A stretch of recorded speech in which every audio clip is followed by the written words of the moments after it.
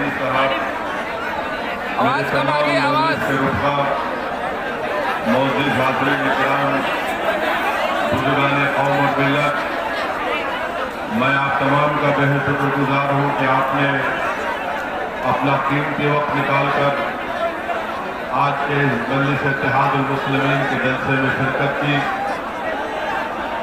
जो हजरात सामने खड़े हैं, मेरी उनसे अदबन अपील है कि वो थोड़ा बैठ जाइए और मैं आपसे अपील कर रहा हूँ कि थोड़ी देर के लिए हमारी बात को सुन लीजिए, क्योंकि अब मगरिब का वक्त अनकरीब में शुरू होने वाला है। मेरे अजीज दोस्तों और बुजुर्गों, ये मेरे लिए बड़ी खुशी की बात है कि मैं मेवात की इस गयूर सरजमीन से आप तमाम के दरमियान में खड़े होकर मुझे अल्लाह सुब्हानहू व तआला ने कुछ बोलने का मौका इनायत फरमाया। मैं आपका शुक्रगुजार हूँ कि आप इतनी बड़ी तादाद में आज के इस जलसे में शिरकत किए हैं। आप जानते हैं कि राजस्थान में मजलिस इत्तेहादुल मुस्लिमीन ने अपने सियासी सफर का आगाज किया है और आप ये भी जानते हैं कि हमने इस बात का ऐलान किया है कि आने वाले राजस्थान के विधानसभा के चुनाव में मजलिस इत्तेहादुल मुस्लिमीन अपने उम्मीदवारों को इलेक्शन में इंतखाबात में लड़ाएगी। मैं आपको ये बताने आया हूँ कि मैं आपसे अपील भी करने आया हूँ कि आप मजलिस का साथ दीजिए, आप मजलिस को मजबूत करिए।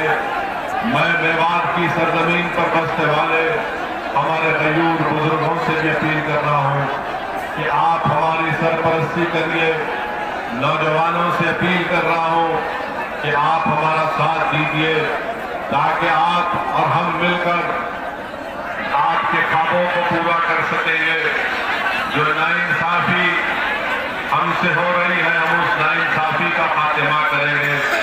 मैं आपको बताने आया हूँ मेरे अजीज दोस्तों और बुजुर्गों, भारत की राजनीति की हकीकत ये है कि जिस समाज के पास उसका नेता होगा उसी की आवाज को सुना जाएगा। जिस समाज के पास उसका नेता होगा उससे इंसाफ किया जाएगा। जिस समाज के पास सियासी ताकत होगी उसी की नाइंसाफी और तकालीफ को दूर किया जाएगा। जिस समाज के पास ना उसका नेता होगा, ना उसकी सियासी ताकत होगी, तो ना उसके आंसुओं की कोई कदर की जाएगी, ना उसके लाशों की कोई नजर से देखेगा। तो याद रखिए, अगर आप ये चाहते हैं कि आपको एक मान और सम्मान मिले, अगर आप ये चाहते हैं कि मेवात की सरजमीन, जो मेरा मानना यह है कि इसको मंसूबाबंद तरीके से इसको पीछे रखा गया। मेवात की सरजमीन जहां पर तालीम का इंतजाम नहीं, जहां पर बच्चों के स्कूल में पढ़ने का कोई इंतजाम नहीं, जहां पर बच्चियों को आला तालीम हासिल करने के लिए कॉलेजेस का इंतजाम नहीं। मेरे अजीज दोस्तों, मेरी इज्जतदार माँ और बहनों, आप मेरी इस बात को ज़हन नशीन कर लीजिए कि ये तमाम चीजें उसी वक्त आपको हासिल होंगी जब आप अपनी एक सियासी ताकत को मनाएंगे, जब आप अपने वोटों से अपने नुमाइंदे को कामयाब करेंगे। बरसों से आपने सिर्फ किसी को वोट देते आए हैं, मगर आपने अपने आप को कभी वोट नहीं दिया। मैं आज असदुद्दीन ओवैसी आपके दरमियान में खड़े होकर ये आपसे अपील कर रहा हूँ कि आप मजलिस को जब वोट देंगे तो ये समझ कर वोट दीजिए कि मैंने 50 साल सबको वोट किया, मगर उन्होंने मेरा कोई काम नहीं किया। अगर आज एक मर्तबा आप मजलिस का साथ देंगे तो मैं आपको गारंटी से कह रहा हूँ, वादा कर रहा हूँ कि आपसे समाजी इंसाफ शुरू होगा, एक नए दौर का आगाज होगा और हम उन तमाम चीजों को हासिल करेंगे जो दूसरे तमाम तबकों को दिए जाते हैं। राजस्थान की सियासत में आप देखते हैं कि सेकुलरिज्म के नाम पर वोट तो लिया जाता है, मगर इक़्तिदार मिलने के बाद आपकी तालीम और आपके रोजगार, और आपकी तरक्की और डेवलपमेंट विकास का कोई काम नहीं किया जाता। आज आप देखते हैं कि आज से थोड़े दिन पहले राजस्थान के बजट का ऐलान हुआ, बजट को पेश किया गया। मैं पूछना चाहता हूं राजस्थान के मुख्यमंत्री से कि आप बताइए हमको, पिछले बजट में आपने ये ऐलान किया था कि 7 रेजिडेंशियल स्कूल बनाए जाएंगे अकलियतों के लिए, अकलियती बच्चों के और बच्चियों के लिए ऐलान किया गया था। चूरू में बनाया जाएगा, सवाई माधोपुर में बनाया जाएगा, नागौर और तिगारा में, अलवर में, घरसाना से गंगानगर में, सम जैसलमेर में 180 करोड़ की लागत से मुख्यमंत्री अशोक गहलोत की सरकार ने पिछले साल ये वादा किया गया था कि 7 अल्पसंख्यक समाज के स्कूल बनाए जाएंगे। हम पूछना चाहते हैं कहां गए वो 180 करोड़ रुपये? क्या उस स्कूल के संगे बुनियाद रखा गया? उस स्कूल की बिल्डिंग का तामीर का काम शुरू हुआ? कहीं पर कुछ नजर नहीं आता। फिर ये कहा गया था कि 500 मदरसों में स्मार्ट क्लासरूम बनाए जाएंगे। बताइए कौन से मदरसे में अशोक गहलोत की सरकार ने 500 मदरसे बनाए? पिछले साल के बजट में अशोक गहलोत की सरकार ने ऐलान किया था कि गंगानगर में, भीलवाड़ा में, अजमेर में 3 अल्पसंख्यक समाज के बच्चियों का माइक चेक करो भाई, बच्चियों का हॉस्टल बनाया जाएगा। माइक चेक करो माइक।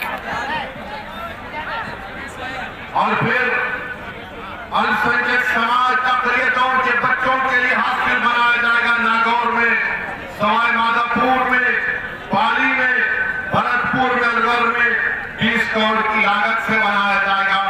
कहां गए ये सिर्फ ऐलानात कागज पर किए जाते हैं, मगर जमीन पर कोई काम नजर नहीं आता। मेरी सरदार मां और बहनों, यही लड़ाई हमारी है कि हम सिर्फ जज्बाती तकारीर करके नहीं चले जाते हैं, बल्कि हम हुकूमत से ये सवाल भी करते हैं कि आपने जो ऐलानात किए उसको आपने कहां तक पूरा किया। मेरी सरदार मां और बहनों, मेरे बुजुर्गों, यही बात मैं आपको बताने आया हूं कि आपको और हमको मिलकर राजस्थान की सियासत में एक नए दौर का आगाज करना है।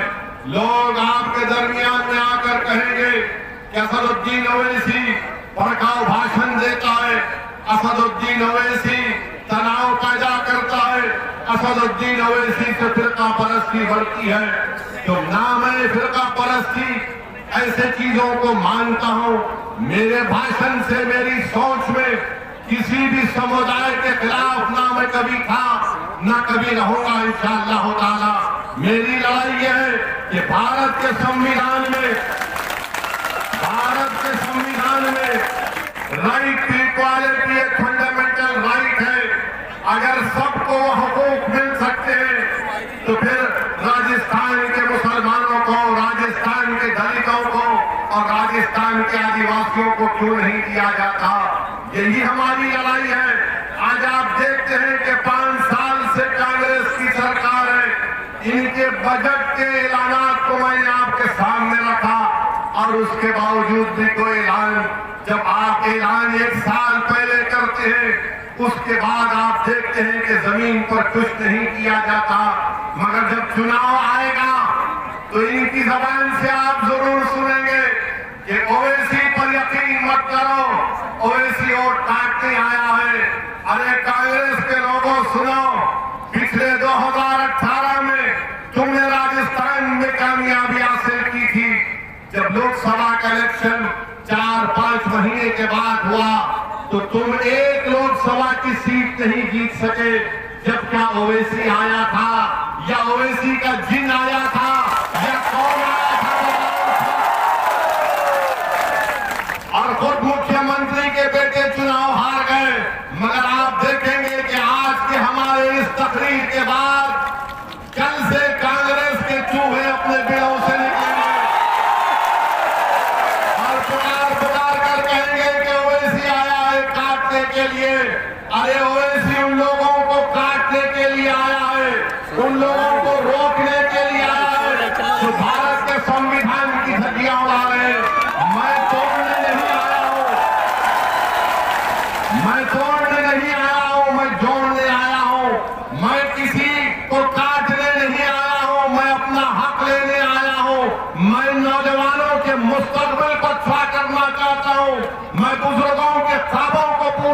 पहुंचना चाहता हूं। हमारी माँ और बहनों की आंख में जो आंसू है, मैं आंख में आंसुओं को पोंछना चाहता हूं। और ये उसी वक्त होगा जब आप हमारा साथ देंगे। सिर्फ तालियां मार के नारे लगाने से कामयाबी नहीं मिलेगी। आपको इन तालियों को, इन नारों को, इन जज्बात को, और जो हजारों की तादाद में आज आप यहाँ पर जमा हुए, आपको इसको वोट में तब्दील करना पड़ेगा। क्या आप वोट में तब्दील करेंगे इसको? क्या आप वोट में तब्दील करेंगे इसको? क्या आप हमसे वादा कर रहे हैं कि मंत्री साहब की जमानत है? तो इंशाअल्लाह ताला हम आगे बढ़ेंगे। क्योंकि लोग इल्जाम लगाते हैं, अरे ओवैसी इनसे मिला हुआ है, ओवैसी उनसे मिला हुआ है। अरे ओवैसी किसी से मिला हुआ नहीं है। ओवैसी न गहलोत का है, ओवैसी न कांग्रेस का है, ओवैसी न मोदी का है, न बीजेपी का है। ओवैसी और ओवैसी किसी को अपना आका मानता है तो मोहम्मद मुस्तफा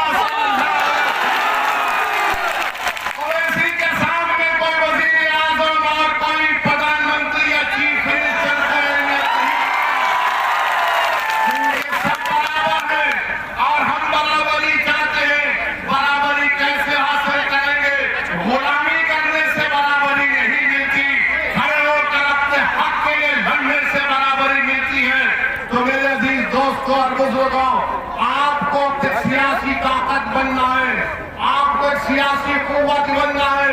ये बहुत से मसाइल हैं, बहुत सी चीजें हैं जिसका जिक्र मैं कर सकता हूं, मगर मैं सिर्फ आपसे अपील करना चाहता हूं कि सियासी ताकत हासिल करिए। आज हम देखते हैं कि राजस्थान में यहीं से